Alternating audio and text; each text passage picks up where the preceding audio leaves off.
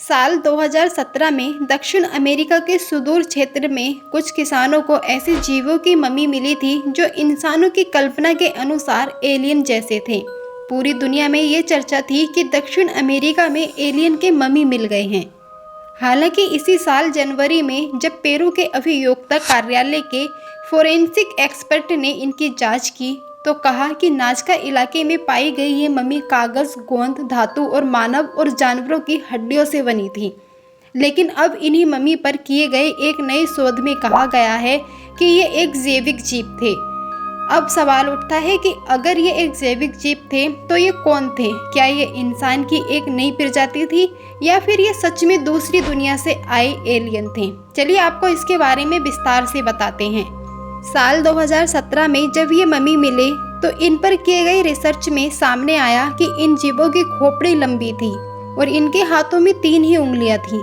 वही बाद में इन मम्मी को लेकर कहा गया कि ये इस गिरह के जानवरों की हड्डियों से और आधुनिक सिंथेटिक गोंद को मिलाकर बनाए गए एक पुरानी हड्डियां हैं।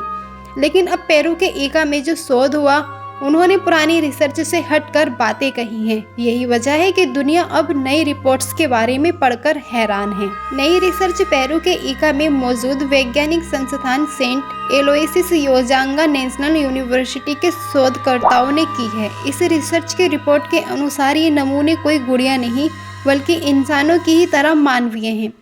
शोधकर्ता का कहना है कि इन जीवों की आंखें नहीं हैं, इनका सिर इंसानों की तुलना में बहुत बड़ा है। वहीं कान छोटे या ना के बराबर हैं, जबकि बाल भी इनके शरीर पर बेहद कम है।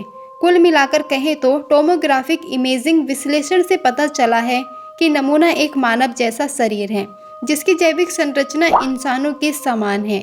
हालांकि वैज्ञानिक अभी ये नहीं कह सकते कि ये मम्मी एलियन की है या फिर इंसानों की एक नई प्रजाति है।